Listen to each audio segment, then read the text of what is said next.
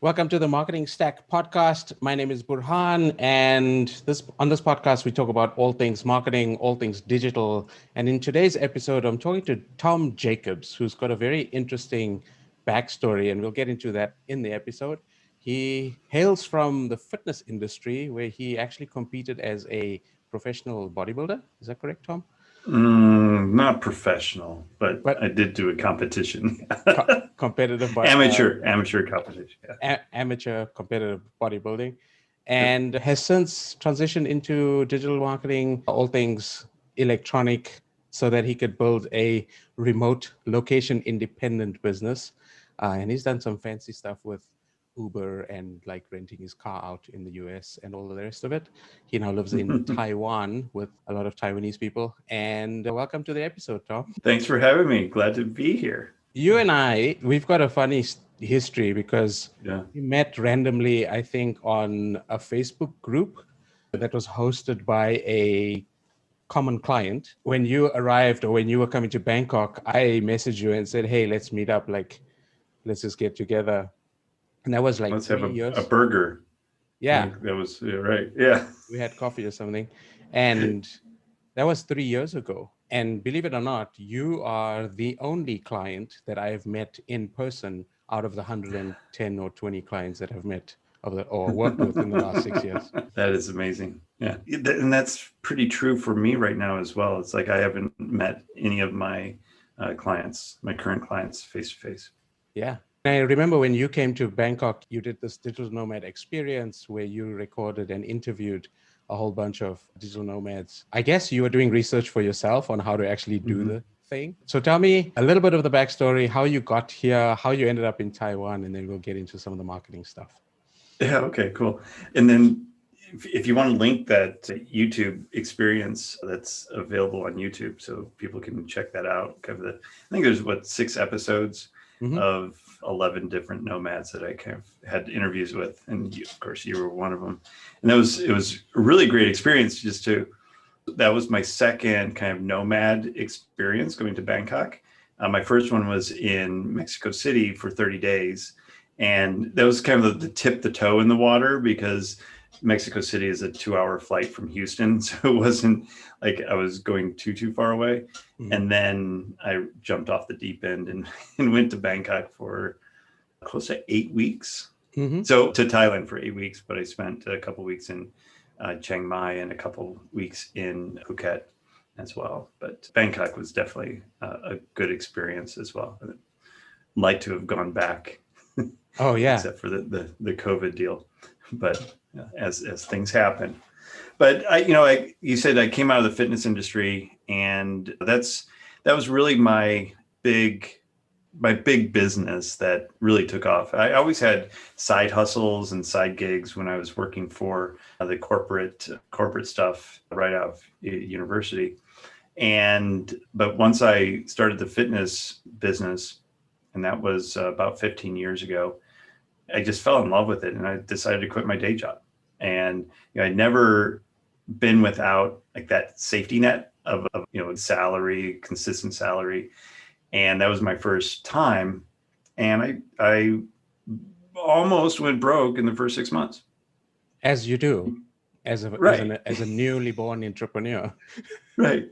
Well, but that was the kind of the conundrum in my head, is because I wasn't really newly born. I'd been doing all these other side hustles, and I'd had businesses before, but none that relied 100% on me to produce a result. And what I learned from that was that sales is what makes every business tick. Yeah. If you don't make a sale, you don't have a business.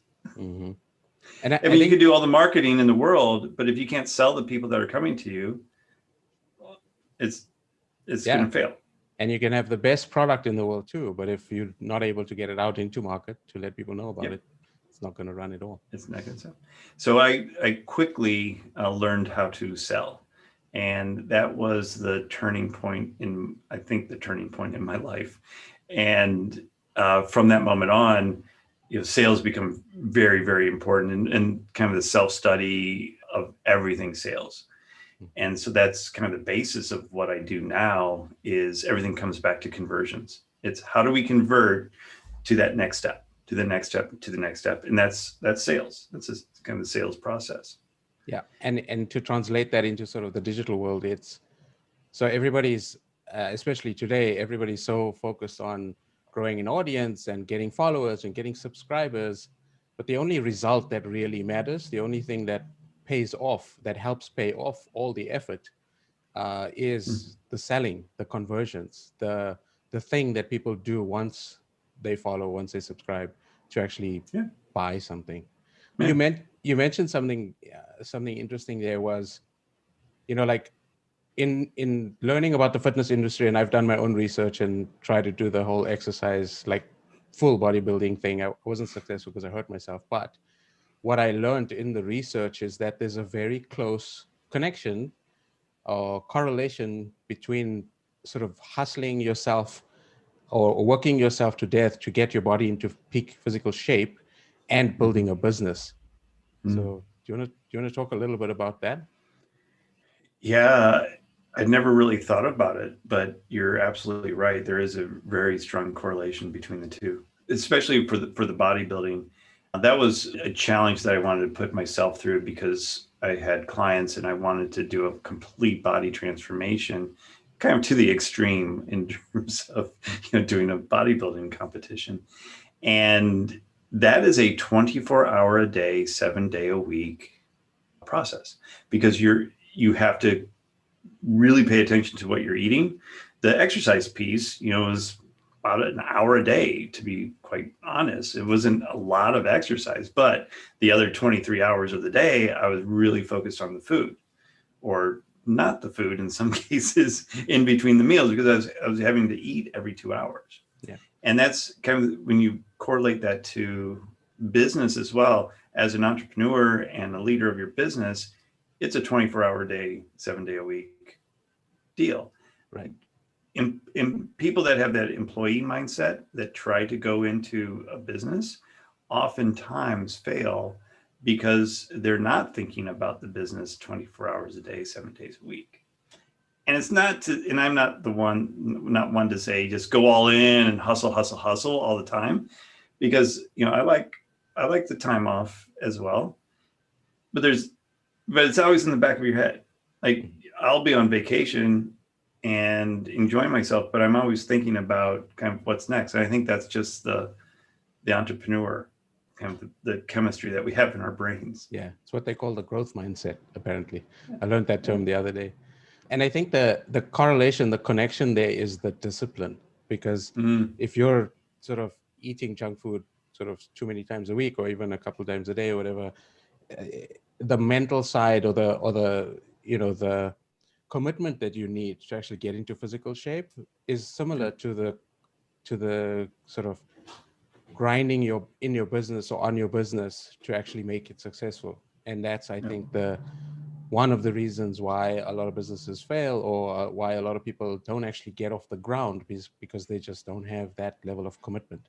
Not to say that Mm. it's required. Like, there are a lot of businesses that are lucky, but those are few and far between. Yeah. But and also, if you look at all the successful kind of top CEOs and business owners out there, they all have a very specific exercise regimen in their. I mean, they're all in shape. Yes. You don't see an overweight, entrepreneur, leader of a major business. Mm-hmm. I mean, like Jeff Bezos, Steve Jobs when he was alive, Mark Zuckerberg. I mean, they're all like in shape because again, it's that discipline. And they realize if I'm not taking care of me and my body, then I'm not going to be able to perform at my best. Right. And with the exercise also comes that mental shift, because when you're exercising, you need to be in state. And Arnold Schwarzenegger talks about this, where in his books, Mm. where he talks about, well, you're not thinking about sort of all the other things in your life. If you're focused on getting your body into shape, you're focusing on that next rep, because it's the next rep that's actually going to help you lose the weight or build that muscle or do the thing. And I've watched tons of videos and interviews by him, read some of his books as well. He's a little bit of a hero in my mind, just in terms of him being able to do what he's done in his life. Pretty And amazing.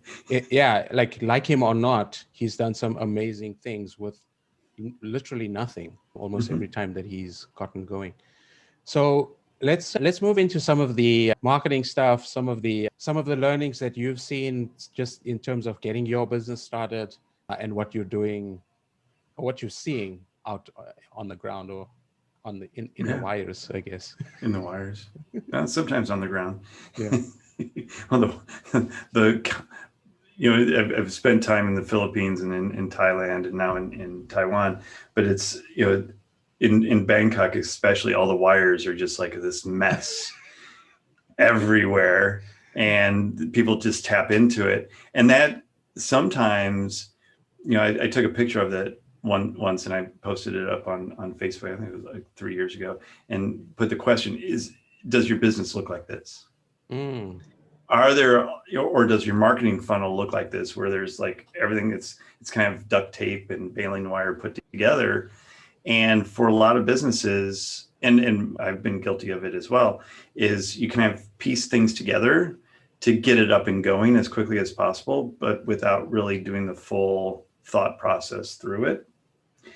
And there's a balance there as well, because version none is better than version one is better than version none. Freudian slip. But it's, so you have to get it out there, but at the same time, there has to be a plan in place, and it can't be this jumbled mess. And when I'm looking at marketing funnels and how our service kind of dovetails into a lot of our clients, a lot of times there's just not this thought process that's been put through in terms of, oh, I didn't even think about that, or it's broken, and like if one little thing just kind of slips, it breaks the entire funnel. Right. And that's go ahead. Go on. Well, I was going to say, people are relying so heavily on the automation and on the digital side of it that they're also forgetting about the human side of marketing as well. And it's so, like, it's okay to be like in a sticky type of situation in the beginning, but I think when it comes to like optimizing and scaling a little bit, like scaling is kind of an interesting word, because it's like, when I think of scaling, I'm thinking like $10 million business, like big numbers. But it's necessary because, like you said, the planning and the thought process. But it's really difficult, especially today, because there's so many new tools, there's so many new things that are coming out, and so many like marketers trying to sell these tools on top of affiliates. And it's like, oh no, this tool does something a little better than the other one. And then, you have clients switching, and then it's like, oh wait, this thing doesn't do this other thing that we wanted, and the old thing did it, and this new thing doesn't. And it's like, and so I see a lot of that too, instead of, like focusing instead on what is the process, what is the system, and what is the sales cycle, and then fitting the tools into that. I think a lot of people today are focused on tools because the marketers who sell the tools are brilliant and they're very good at what they do. It's the same as like selling chocolates, right? People want to lose weight, always get into the chocolate binge or the McDonald's, or at some point in time. I'm not saying everybody, but some people do. I know I'm guilty of that. Yeah. Because the marketing has just been good. Who are you watching me? Like, but yeah, you're right. Absolutely. The marketing, for sure. Like you're absolutely right. Let's fit the hammer to the nail, or the nail to the hammer. And it's sometimes completely backwards. Right. And it's because, like I said, a lot of people are selling their solution while it looks like the solution, but in isolation, it might not fit your entire business. Like it might not work in the entire sales cycle. Yeah. So that's another thing that you mentioned, is like the physical versus the digital, or the human versus the digital world. While hopefully all humans online are humans. Yes. Well, let's not go into the Jordan Harbinger show where they were talking about the Russian stories, but the human side, and that's what you've done with your service. So, and I think this is what you're doing is almost like a lost art, or it's an Mhm. art that's slowly withering into Neverland, if I can say. The So ether. yeah, that's the word. Thank you. So tell me a little bit about that, and why what you do is so unique, and why it's like necessary. Yeah. Well, I mean, look, digital marketing is great and has its place, but how many emails do you get a day? I Too get, many? too many, and most of them go right into the bin. I don't unsubscribe as much because every once in a while I'll see a title or a subject line Mm-hmm. that catches my attention, which subject lines are supposed to do that. And I'm going to click on it and see kind of what that's all about. And oftentimes it takes me down a rabbit hole of buying something at the end of it. Right. And that's fine. But what about all the emails that same marketer sent me that were trying to pitch the same service? Mm-hmm. And, I've been on some lists for a couple of years and never purchased anything from them. And I might read a few things and go, oh, that seems interesting, but it just didn't strike me at the time. Right. And then maybe one day I see something and I'm like, oh, that I could use that right now. And Mm-hmm. then boom, there's a purchase made. But what if that same marketer sees that I'm opening emails and kind of my interest level is starting to go up a little bit, and there's automation that can tell you all of that, and all of a sudden I get a phone call from them Mm. and saying, oh, we have X, I wanted to introduce myself. This is what we have. We have actually a special webinar coming up and we'd like to invite you to it. I mean, nobody's doing that Right. except for Nobody's doing us. phone calls. Well, there are, like I said, it's kind of like a dying art, and there are people who do. There are Mm-hmm. telemarketers out there. There are other businesses that do similar to what you do, but it's not as many as we run your Facebook ads, or we'll take care of your email campaigns, Oh, yeah. or Yep. it's one of those things that people have, I think, because of the effort involved in picking up the That's phone, exactly it.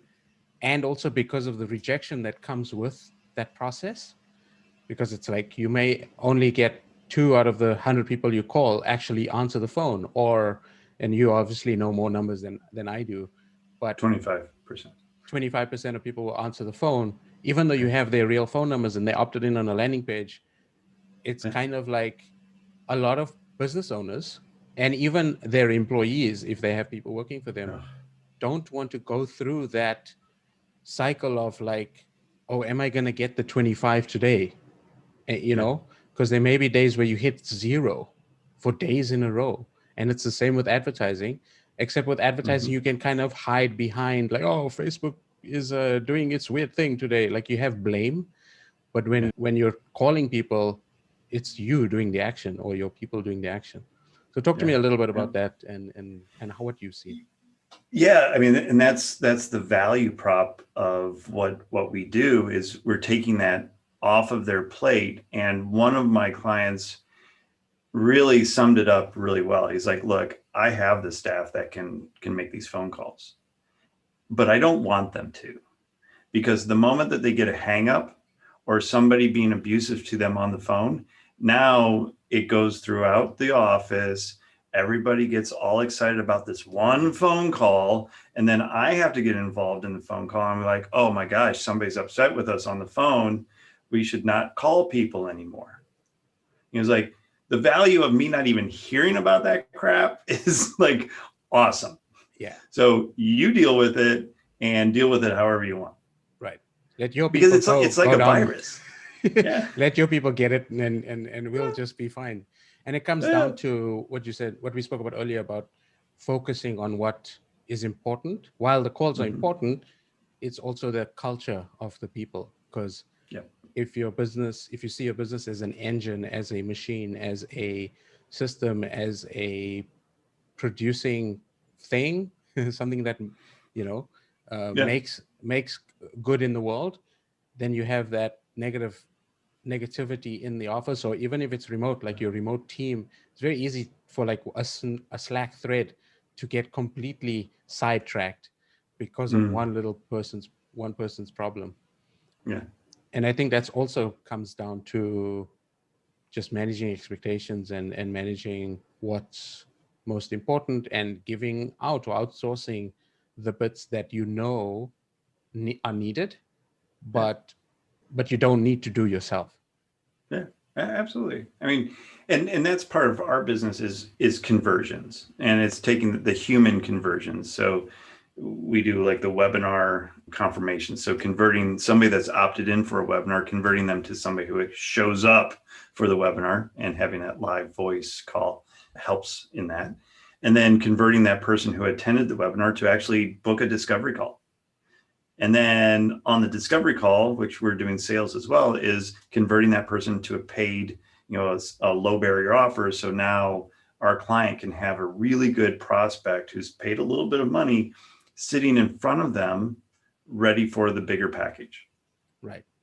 Ready to go. And they've not done anything. They haven't spent any time doing it. Mhm.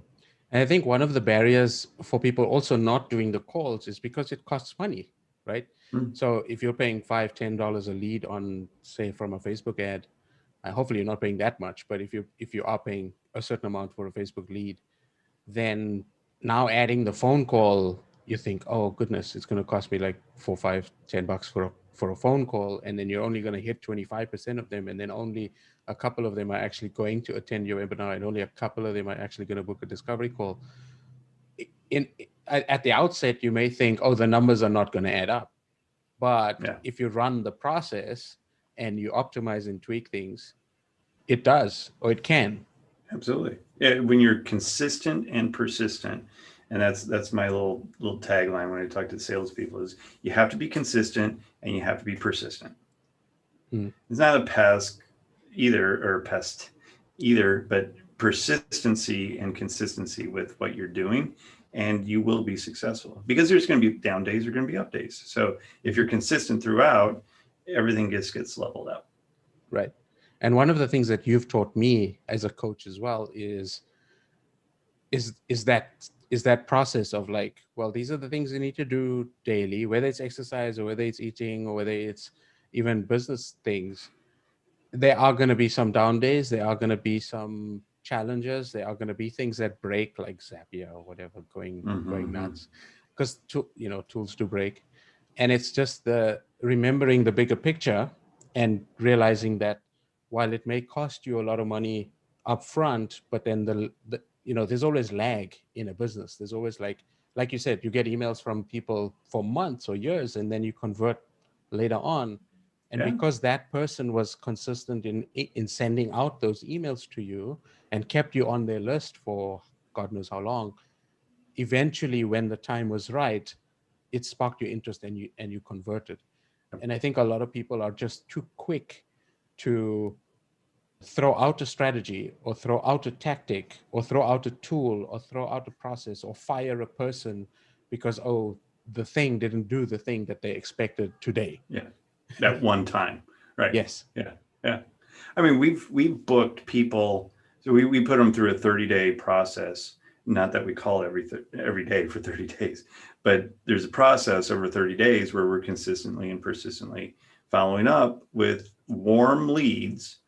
And there's so many that have booked on like day 25 out of 30. And the email that comes back from them is, oh my gosh, I've been super busy. Who knows what people are doing these days? Super busy watching Netflix. And, I totally forgot about this. Thanks for following up. Let's go ahead and book that appointment now. And it's 25 days after the fact. Most businesses, and there was a franchisor that did a study, and it was like 70% or 72% of the leads that were coming in were never followed up with, like zero. A warm lead came into the business and nobody followed up with them. And then of the ones that were followed up, they were followed up maybe once, maybe twice with a phone call. Of course, it's easy just to send an email, but it's also easy to delete an email, or it's easy for just one keystroke from not having the right email address. So a Yeah. phone call or a text message or both goes a long way in terms of getting people excited about taking that next step, because they already took the first step and saying, "Oh, you know what? I'm interested. Tell me more about what you do." And then, for a company to then just like slap them in the face and say, "Yeah, I'm not going to call you." Right. And then It's there's also something ridiculous. to be said about people who are cold calling from lists that they buy, because this is not what you're talking about. No, This is no. part of the sales process, or a part of the lead funnel, where because the lead came in and they gave permission to contact them via the phone number or via the email address, this is the process. And so Yeah. again, like this, like what you did, and I remember you consulting me when you were here in Bangkok 3 years ago, when we had the idea to start this Mhm. thing. And I immediately saw the opportunity, because yes, in the years that I've been working, even before, phone calls are just a thing. Even me myself, like I shy away from the phone. Like I have phone numbers, but I don't Oh, call me them. too. And I know that it's a necessary skill. But again, it like comes back to, so you've recognized that sales is important, like I did too. I went through this process of working for a corporate company. I got some sales training there. Then I went into banking, similar work, but in a different niche, and then started my own business. And that business, even though it was scrappy and I started from a garage making custom furniture, it was the phone calls. Like the leads used to come through from sort of little ads that I had out on the internet, or people referring. But if I didn't call them, if I didn't actually pick up and say, "Hey, are you free right now? Can we chat about this thing that you wanted? And let's book an appointment to like come and see you and come and see your place and figure out what type of furniture you wanted me to make for you," that wouldn't have happened. And that exercise of actually getting used to picking up the phone and going to visit people, as I do now, in terms of sending WhatsApp messages or sending the emails, or immediately when somebody contacts me, it's like, "Hey, do you want to jump on a call and let's figure this thing out," whether it's from LinkedIn or Facebook or wherever they come through. That's, in my opinion, the most important step. And I am so Absolutely. happy that you consulted me, and also that you followed up on what you were going to do, and you've built this, Yeah. like, I don't want to, maybe you call it an empire. I think you've built something really special, and you've taken what I've taught you and turned it into something very, very cool. So I'm very proud Yeah. of Oh, of thank you you. for that. So talk a little bit Well, about. thanks for the help Oh along the yeah, I mean, way. it's also why we're friends, right? So tell me a little bit about some of the learnings, something that the audience can take away, apart from just like, "Hey, you have to call your people." Like, what else?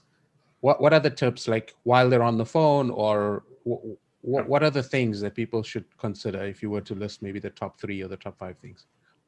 Yeah. So first of all, just when on the phone and getting ready, or whoever's doing the phone, always have a script.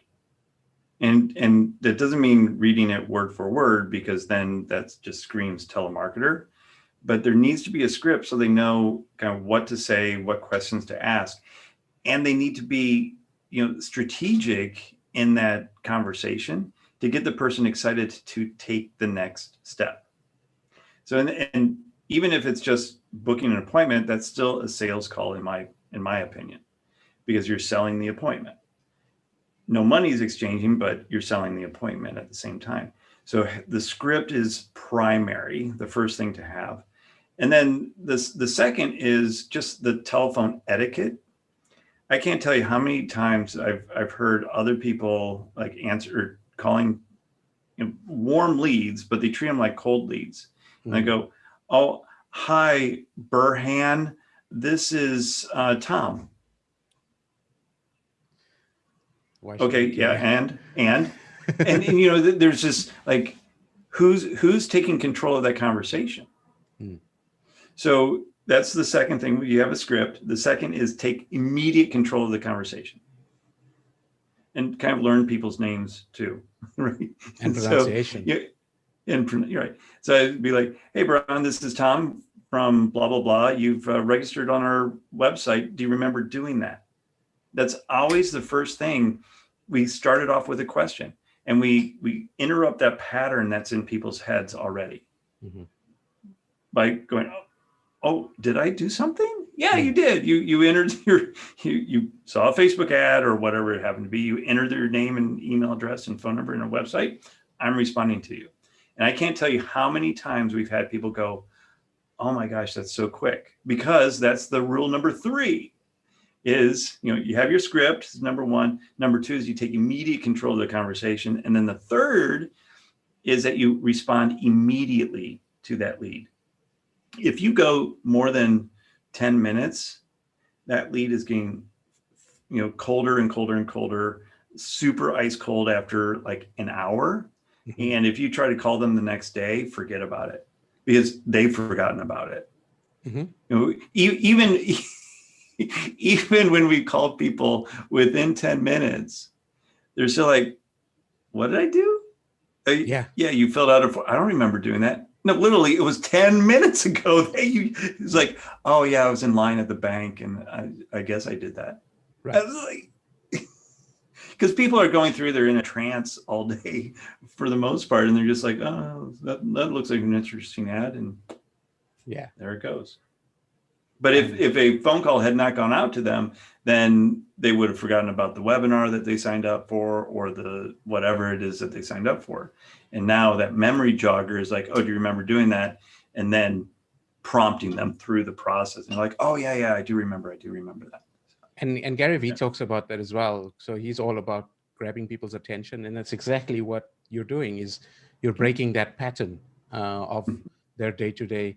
Sure, in some instances, maybe you're disturbing them because maybe they're on the toilet or whatever, so they don't answer, or they do, and then it's like, can you call me later? But if they're polite, but indisposed, right? But then there's this, and I'm guessing you're getting to this next, is, or if you don't, I would add this to the list too, is follow up, try a couple times instead of just calling once. Yeah. If you don't get them on the phone, then you have to have a follow-up process.